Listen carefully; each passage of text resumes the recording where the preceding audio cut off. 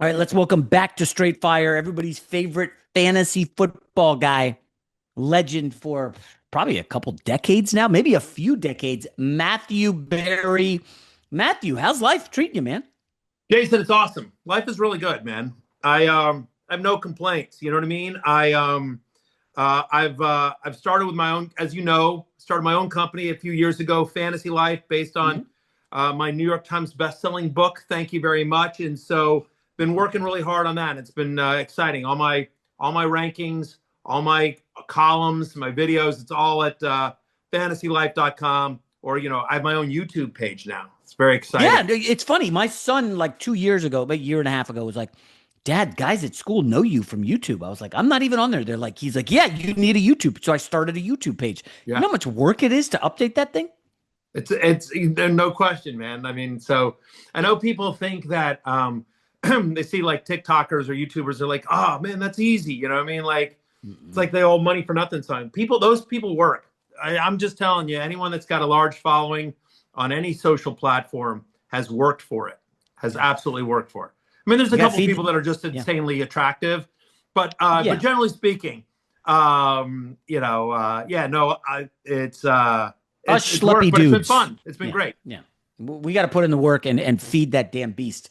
All right, let's start here. First of all, the Ashton Genty stuff. I had a guy in my an auction league I'm in, fairly big money auction league, freaking out because he didn't get Washington the backup. But then it came out that Genty only has a sprained ankle, although that could be a high ankle sprain. It could be 6 weeks. We don't know. Right. But where are you on timing of drafts? Because here we are, August. We're recording this on Monday, August 24th. And I don't know, but some people are pushing back on drafts saying, listen, nothing before September 1. Where are you on drafts? Yeah, I'm a big believer in it depends on honestly what kind of draft we're talking about here, right? Oh, So fair. in a world where and this is what I mean, you're gonna see what I mean. Like, why are you playing fantasy? If you're playing fantasy to have fun, right? It's just you and your league, you and your buddies, whether it's college buddies, people you work with, your family, whatever it is. If that's your league, then I am as late as possible. I literally, Jason, one of my most important leagues. I am doing a draft. My draft for I think probably my most important league, the league I like the most. Our draft is Wednesday, September 9th at 5 p.m. Eastern. Now, kickoff is that night. What time? Kickoff, kickoff that night is 8:20. We're doing the Oh my draft at 5 gosh. p.m. What? So I'm literally like 3.5 hours before kickoff is when we're doing the draft. So I like to wait as late as possible, but That's fair. if you're saying, "Hey, I'm playing fantasy because I'm doing best ball drafts," that I'm trying, if I'm playing fantasy for money, then I like to draft early because when you're drafting, the earlier you're drafting, that's when ADP hasn't settled in. That's when roles are Oh. uncertain, and that's when you can get real advantages. So I did a draft and this isn't necessarily for money, but I do a draft every year. I do a league every year for charity. It's part of it's a guy named Scott Fish runs. It's called the Scott Fish Bowl. Does a great thing. It's like this crazy 5,000 person tournament. But Hmm. people in my specific league, it's a 12-person league, and people donate money, real Okay. money, like big money. We've raised over $50,000 the last couple of years for charity. People donate money to a charity of my choice in order to play in a league specifically with me. Okay, so they're all Matthew Berry fans. They've all got my rankings. They all want to beat me. So the advantage, though, is that draft takes place in early July. So, Oh, like in come that on. particular one, no. So in that particular one, like I grabbed Stephon Diggs late because at the time he didn't have a job. Now he's the number two Oh. guy on the Washington Commanders. But I'm like, Stephon Diggs is too good. He's going to have a gig. He's going to have a job. Like my very last pick was Dontavian Wicks. Again, this is like it's 12 Mm. teams, 25 main roster, so it goes pretty deep. But like with Makai Lemon dealing with his hamstring injury, you saw the preseason game where this weekend Dontavian Wicks did not play. He rested along with the rest of the starters. I think Dontavian Wicks is going to be the number two wide receiver for the Eagles, at least for the first half of the season. I think he's going to have real value. Again, remember the one of the coaching staff from Green Bay, Sean Mannion, who was at Green Bay last year with Oh, Dontavian Wicks. yes. He's the new offensive coordinator of the Philadelphia Eagles. So you've got a rookie with a hammy, or you've got somebody who already knows Mannion's system. Like I think Wicks is going to be the number two wide receiver opposite Devontae I Smith, like and that. what I think is going to be an above average offense in Philadelphia. So anyway, so drafting early allows you to get value because there's more uncertainty. And when there's uncertainty, when there's chaos, Jason, that's when you can take advantage of the market. And this is true in fantasy, and it's true in betting. When the books don't know how to price something because there's so many unknowns, that's when you can take advantage. I know you know this better than almost anyone. Love that. Before we get to sleepers and all the fun stuff, let me ask, you're a Washington fan. Philly opens with Washington. I was out of the country when this Laramie Tunsil injury happened. Yeah. I know some people are bullish on Washington bouncing back, but you're a Jaden Daniels guy. Losing your left tackle, not ideal in what seems like a make or break year for Dan Quinn, new OC for Jaden Daniels. I'm not super optimistic on this team. Your thoughts? Listen, I am, because I'm a homer. It's a very tough division. Listen, there's no way to sugarcoat it and say that, and there's no way to say losing Laramie Tunsil is good. It's not. It's a significant loss. It is what it is. That said, they've got Brandon Coleman, who has played left tackle for them before. He'll slide over.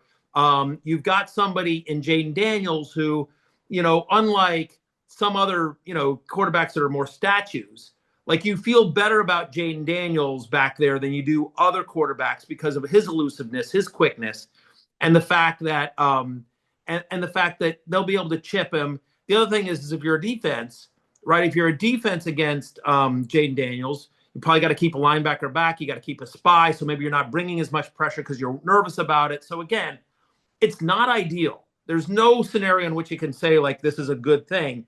But I do think the loss of somebody the caliber of Tunsil is slightly mitigated by the depth Washington has on the offensive line and Jaden Daniels' ability specifically versus if this were a less mobile quarterback, an older quarterback. Like, if this were, Aaron Rodgers, right? You'd feel worse about it, right? Yeah. Let me ask about a trade that went down actually today, and that was Kayshon Boutte, who I thought was fairly good last year in New England, going to the Texans. And he's going to have a chance because their number 2 guy went down. We know Nico Collins has an injury history. Boutte's pretty good. Riddle me this. Why on earth would the Patriots do this? It feels like a steal for Houston. Yeah, you have to assume that maybe they just felt like, in terms of, as they're looking at their team, Pop Douglas, Kyle Williams, obviously A.J. Brown, they made the significant, maybe they just felt it was a numbers game and they just didn't feel like Boutte was going to be able to get enough playing time. And they like the player more. So I never want to guess teams' motivations for doing things, but I agree with your general assessment, which is Kayshon Boutte certainly has a lot more opportunity in Houston as potentially the number 2 to Nico Collins than he would be buried on the depth chart in New England, where they have a little bit more depth and there's clear alphas in both places, A.J. Brown and then obviously Nico Collins in Houston, but there's more competition for the number 2 spot in New England than there is in Houston, where, as you mentioned, like, they had the injury, and so they've got Jalen Noel, unproven rookie. They've got Tank Dell coming off, 2 years of serious injuries. Like, it was looking for a long time that the number 2 pass catcher on the Texans was going to be Dalton Schultz, their tight end, who's basically a catch and fall tight end. And so I agree with you. I think there's Kayshon Boutte's fantasy stock absolutely went up significantly. I'm going to do a rankings update tonight and figure out where he winds up, and we'll of course discuss it on Fantasy Football Happy Hour, which is my podcast, Jason, which is available wherever you get your podcast, and also we do it live every day on YouTube on the Matthew Berry YouTube channel. YouTube podcast. You are the blueprint for a multi-platform guy. Matt, let me ask you. The guy you have, I believe you still have him as number 1. Bijan Robinson, is he your number 1 overall? No, I changed it this morning, believe it or not. So I have Jahmyr Gibbs at 1, Bijan at 2 now. I flip-flopped him. And here's why. Okay, go ahead. Because the news over the weekend, it became clear that Michael Penix is going to be the starter quarterback for the Atlanta Falcons. When I made that initial ranking of Bijan over Jahmyr Gibbs, they're both superstars. They're both awesome. You have to really nitpick, right? And so between both of them, because you can't go wrong with either one. They're both, phenomenal players. And the way I nitpicked it with Gibbs versus Bijan initially was that Gibbs has a lot more competition for touches, right? And you got Amon-Ra, and you got Jameson Williams, and got Laporta, there's just a lot. Isaac Tesla. There's more competition for touches than there is in Atlanta, when it's really just Bijan, Drake London, and we'll see about Kyle Pitts. Okay. So again, this is all nitpicky stuff. But the other thing that gave me the bump of Bijan over Gibbs was Tua Tagovailoa. Think about Devon Achane, who over the last 2 years has just been a fantasy superstar, and it's because Tua dumped down to Achane almost every play.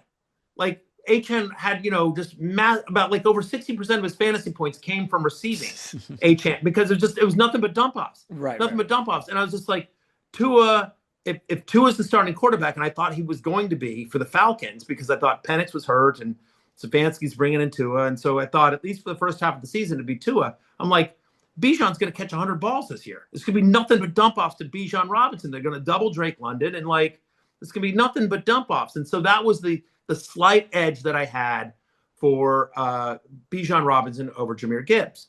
But Penix now trending much more healthy. Looks like he's going to be able to start the season as the number one guy.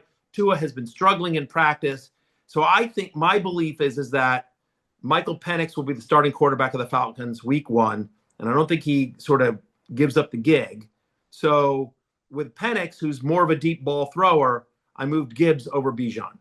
Interesting. So how much do you factor in opposing defenses? I know Warren Sharp does a lot of interesting stuff with, hey, the Lions faced one of the easiest schedules, and oh, by the way, one of the easiest opposing defenses, I guess graded off of last year's stuff, although we know defense changes more year to year than offense. Because, I mean, I kind of loaded up, in my first league, I loaded up on Detroit Lions kicker, Goff, as many Lions as I could, because I feel like they got an easy path. But on the flip side, you did say it well, Robinson really only has to compete with Pitts and London for touches. Yeah, I mean, I don't put as much stock as some other people do in the defense matters a lot in season when you're dealing weekly matchups. And so when you're ranking players on a weekly basis, you look at a lot of factors, and the matchup and the defense that they're facing, that plays a large part.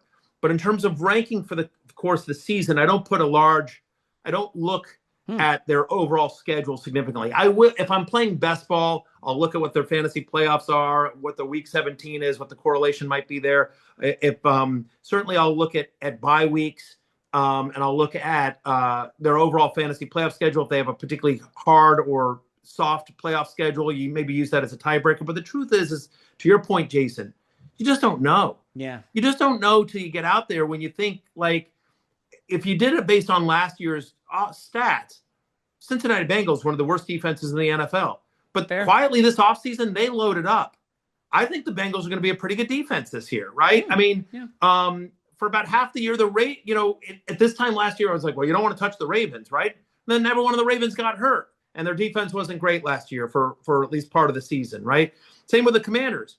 Everyone thinks the Commanders' defense is going to be awful based on last year, and if they might be, but I think the Commanders had a very strong offseason defensively. Yeah. I mean, so I just think we just don't know. It's a good point. What defenses are going to merge, who's going to play well, who's going to be good, who's going to be bad. I'm a big believer in drafting players that have talent and opportunity. Fantasy success, Jason, literally comes down to two simple things only: talent and opportunity. How good are they? And what's their opportunity? And opportunity is a wide-ranging word that's, like, hey, do we have a, what's the scheme fit with a coach? And is it going to be an up-tempo offense? Is it going to be a low-tempo offense? Is it going to be more run-heavy? Is it going to be pass-heavy? Who's his quarterback? That kind of stuff. But that's all under the category of opportunity for a player. Yeah. And then talent, and so in some positions are more talent, than more talent dependent than others. Mm-hmm. I think wide receiver is much more talent dependent than, say, running back. Running back, it's like any running back that's going to get 20 carries in a game is going to have some fantasy success. Yes. Let me ask about Christian McCaffrey. I've had some I don't want to say good fortune when we're talking injuries, but anytime he had a massive year for touches, whether it was in Carolina or San Fran, I've avoided him the next year. Okay. And he had record-setting touches last year, rushing and receiving. So, I do give some family members and a couple select friends fantasy advice. I've told them all, do not draft Christian McCaffrey under any circumstances. And I loved him. I had him last year. He was a monster. I'm worried about him, Matthew. We've never seen a running back have as many touches, regular season catches and rushes, and you see his postseason numbers. It was like that's astronomical. So I'm kind of worried about McCaffrey. Your thoughts? Well, I mean, I have him as my number 3 running back, so clearly I'm not because I think that listen, the underlying efficiency metrics with McCaffrey were down last year, and yet he still put up points. All it is you're betting on injury, and I get that he's already a little bit banged up, but I think he's been unlucky. As long as Christian McCaffrey is on the field in a Kyle Shanahan offense, he's going to put up fantasy points. It sort of doesn't matter. The efficiency numbers, even though they're down, they actually don't. It doesn't really matter, Jason, because he gets so much passing volume.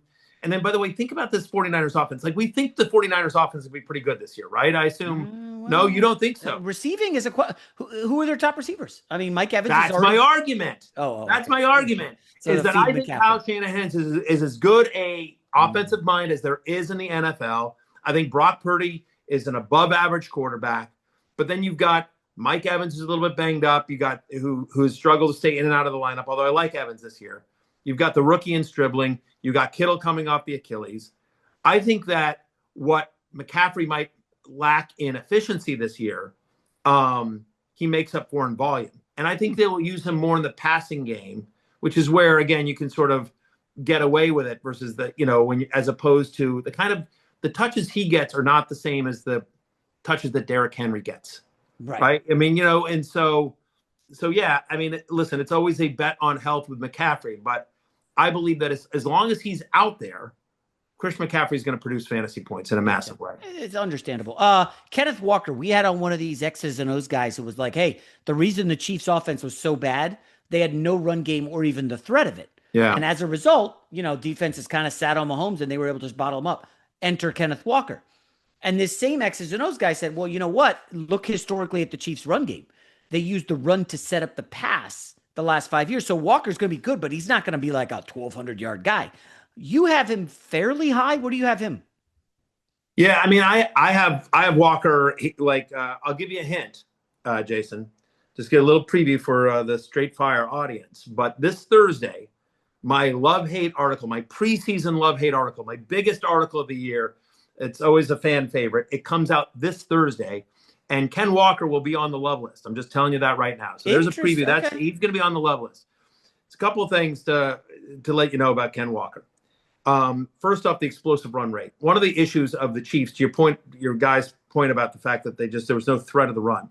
Like they just, they had Isaiah Pacheco and Kareem Hunt and just, guys that just had no explosiveness. None, yeah. Well, since he's come into the league, since Ken Walker's come into the league, he is one of the league leaders in rushes of 20 yards or more, 10 yards or more. Like he is an explosive player, and he is going to get all the work. We actually talked about the backup to Ken Walker on today's show. We talked about you got Emmett Johnson, you got Brashard Smith, you got Amari DiMercato. Could you pick any of these guys out of a lineup? Oh, DiMercado's persona non grata for that fumble last year. I know, that was a brutal play. Yeah. So my point here is that they paid Ken Walker, and they're going to use him. And on my show, we actually had Dan Graziano, who over at ESPN, but he's on my show. Graz does a great job. And Dan Graziano was at Chiefs camp earlier in the preseason, and he talked with Andy Reid, and he said, and he was telling me that the plan is very much to get Walker involved in the passing game. Walker is somebody that can catch passes, but other than the one Ryan Grubb year in Seattle, he's never really been involved in the passing game. They've just never used him that way. So I think that the Chiefs are going to use him that way. They're going to use him that way. They're going to be in scoring position offense. I think this is going to be one of the better offenses in the NFL. And when they get in close, often, I think they're going to run. Think about how many running backs.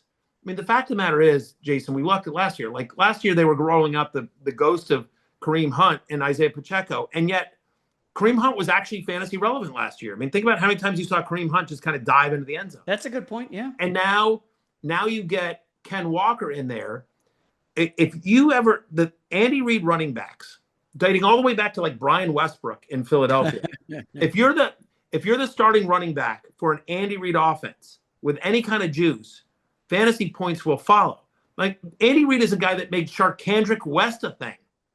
Spencer Ware a thing. I don't remember West, but I remember Ware. Wow, good call. Good pull. I'm just saying. So the way they paid Ken Walker, the way they actively went out and got Ken Walker, they're going to use him, especially with Mahomes off of the injury. They're going to take some pressure off of him. So I think they'll be more run heavy this year. So I'm all in Ken Walker. I think he's going to have a just absolute monster season because I don't think they're going to, even if he's going to get all the work on a very good offense. They're going to be in scoring position often, and they're going to bounce back. The number one running back in fantasy football is within the range of outcomes for Ken Walker. I'm not saying it's likely, but it is within the range of outcomes for Ken Walker. That's a hot take. All right, a guy you're higher on than market and lower on. Any position, doesn't matter. Guy I'm higher on market is, the guy that I just announced is my ride or die, Devontae Smith. Mentioned him the other day. I mentioned this is my ride or die, the player that I am all in on this year, that I try to leave every draft with.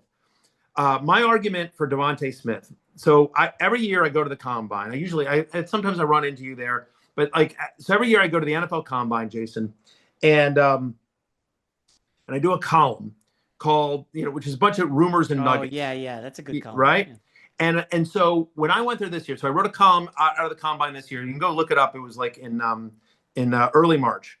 I wrote it when I was still at NBC. I wrote it for NBC Sports, and I wrote the 35 most interesting nuggets I heard at the combine. And one of them was this: I talked to an Eagles team source. AJ Brown was still on the team at this point, and he says to me, he goes, the team thinks that Devontae Smith, as good as he's been, has another gear to him. That we think there's another level that Devontae Smith can get to. And that we think that if he would ever get the kind of target share that Jackson Smith and Jigba got last year, he could have that kind of season. Wow. And he said, so we truly believe that. What happens? 6 weeks later, A.J. Brown shipped off to New England. He's now going to be the number one pass catching option. If you look at any of his numbers in terms of times when he has been on the he's had a north of 25% target share, sometimes bordering on 30% when AJ Brown's been off the field over his career there. And in games in which he gets at least 7 targets, I believe this is the stat. In games in which he gets at least or at least a 25% target share, I should say, he averages over 18 fantasy points per game. Oof. Right? And so the basic premise is that he's going to get it's not hard. He's going to get a massive target share on a good offense. And when he's gotten a massive target share, this guy has produced at every single level. The argument for Devontae Smith isn't that the reason he's my ride or die is I don't need him to do anything different. I don't need him to take another step. I don't need him to learn how to separate. I don't need to learn how to run a different route tree. I need him to just be what he's doing, just more of it. And now with AJ Brown gone, he's going to get to do more of it. And I also think, this is a big part of my fantasy analysis, Jason, which is that, and I don't think a lot of people do this, and I don't understand it, but I think a lot of people, that do what I do, they look at numbers or they look at X's and O's and be like, I watched him on film and he's blah, blah, blah. Or I have all these stats that prove I'm right. And no one ever, and I use film work and I use stats and I have a bunch of sources around the league. I use all of that. Yeah. But the other piece of it is I just use normal human emotion. And I think about it. Too many people that talk about sports for a living, and you and I both do that, is that we forget that these are human beings. We don't think of them, especially in fantasy, people think of them as statistical pieces of meat. And it's no. They are human beings. And with human beings have emotions. They are petty. They are jealous. They are proud. They are, resentful. They are, they're excitable. And so I just think, if you think about Sean Mannion, as we just talked about, Sean Mannion's coming to the Eagles. Wow. You're going to get to be the offense coordinator of the Eagles. Jalen Hurts, Saquon Barkley, Devontae Smith, one of the favorites for the Super Bowl. And you're Sean Mannion, you're sitting there looking around wow, the guy before me, he got fired. You know what I should do? Not what that guy did. And what did that guy do? That guy ran the ball a ton. Philadelphia was one of the most run-heavy teams in the NFL last year. So now you've got Sean Mannion, former NFL quarterback Sean Mannion. Yeah. So, and they're talking, Jalen's going to be more under center this year. They're going to try to do more play action. So I think that he's getting a number one wide receiver target share on a team that's going to throw more. Makes sense. So Devontae Smith, I am higher than him on consensus. I'm as a top 10 play. I'm a top 10 wide receiver. Wow. He's going like wide receiver 16 to 18 on most places. A guy that I'm totally see that, yeah. A guy I'm lower on than consensus is Harold Fannin, the tight end of the tight Browns. end in Cleveland, yeah. Yeah. Had a great rookie year last year. Set the record for not set the record, but he had 108 targets last year, which was the 8th most among rookie tight ends in NFL history. Yeah. And if you look at his numbers, his average depth of target was very low. There's a lot of dink and dunk stuff.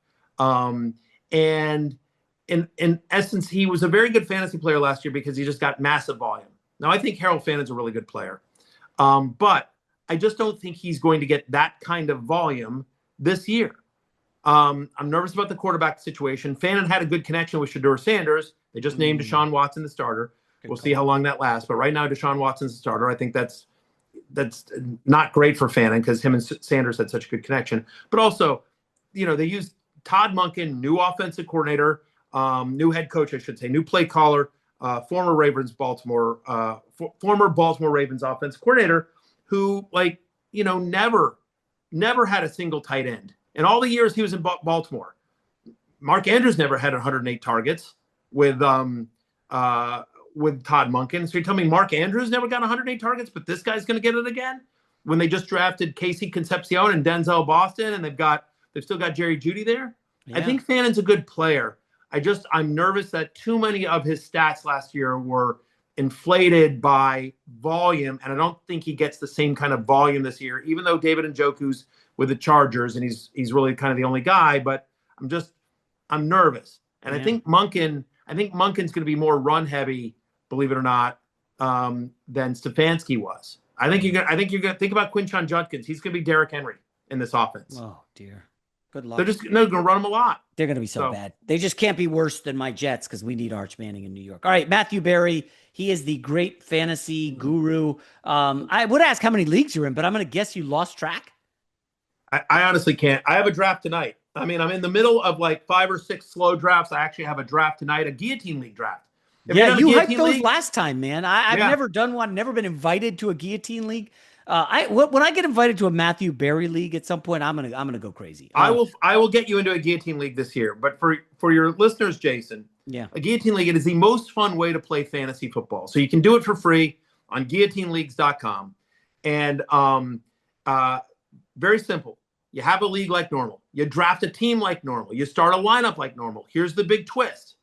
At the end of the week, the team with the lowest score in the league gets cut. Chopped. You're done. Your season's over. And so you just keep doing that until only one team remains. So it's a real sweat, right? You're just like, you have a guy on a bye week. You think you're fine. Like all you have to do is not finish last. I can do that. I don't have to finish last. Yeah. And then you get there and you find, one guy's on a bye. Another guy leaves a game due to injury early. Third guy just has a bad game. And then you find yourself going into Monday night saying like, if Baseball Tootin doesn't score a touchdown tonight, I'm screwed. Tootin. Yeah. Wow, what a call. And so it's just an incredible, intense sweat. It is the most fun way to play fantasy that I've ever played. Everyone I've introduced it to is just like, oh my God, Barry, this is the best thing I've ever seen. Like I loved it so much I bought the company. I literally bought the company, guillotineleagues.com. Wow. And that's cool, man. The other big twist, Jason. What a flex. I bought the company. I like that. Yeah. Jeez, the other big twist is, okay, so you're the lowest team in the league, you get cut, you get chopped, right? Your season's over. The other big twist that's really fun is all the players on the team that just got cut go back into the free agent pool. Oh, that's fun. Yeah. So it's like week 6 and like Jamar Chase and Joe Burrow are on the waiver wire. Nice. Like every week, somebody's star quarterback, somebody's first round pick, somebody's second round pick is available to be drafted. It's all superstars. You're not sitting there going like, oh gosh, I hope Romeo Dobbs can get a little more love this week. Like he got 4 targets last week. Maybe this is the week. Like you're no longer sweating stuff like that. You're literally going like, oh, should I bid on Patrick Mahomes or should I bid on, Josh Allen? Like it's literally that. And again, as the teams get chopped and as the teams, get cut, and you get close to the season, now it's like a 7-team league. It's a 5-team league. So everyone has a superstar team, and you literally start saying like, who should I pick up off the waiver wire? Lamar Jackson or Jaden Daniels? Yeah. Like literally it's that kind of stuff because everyone's got a superstar team, and you find crazy players just hanging out on the waiver wire. That's awesome. We got to get you into the league. Man. Yeah, we got to get you into a league. I'll get you into a league this year. All right. Matthew Berry, the great fantasy legend. Matt, thanks for taking some time. I know this is your busy season, but keep up the good work. Love your stuff as usual.